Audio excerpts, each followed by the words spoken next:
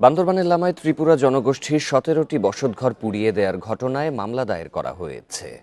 বুধবার রাতে ৭ জনকে আসামি করে মামলা করেন স্থানীয় এক বাসিন্দা। মামলার পর গ্রেপ্তার করা হয়েছে ৪ জনকে। সকালে ঘটনাস্থল পরিদর্শন করেন বান্দরবানের জেলা প্রশাসক ও আইন শৃঙ্খলা বাহিনীর সদস্যরা। এ সময় জড়িতদের বিরুদ্ধে আইনগত ব্যবস্থা নেওয়ার কথা জানানো হয়। লামার দুর্গম সরই ইউনিয়নে পাহাড়িদের ১৭টি বসতঘর পুড়িয়ে দেয় দুর্বৃত্তরা। মঙ্গলবার মধ্যরাতে তঙ্গঝিরি এলাকায় এই ঘটনা ঘটে। অভিযান জোরদার ছিল, একটা মামলা হয়েছে।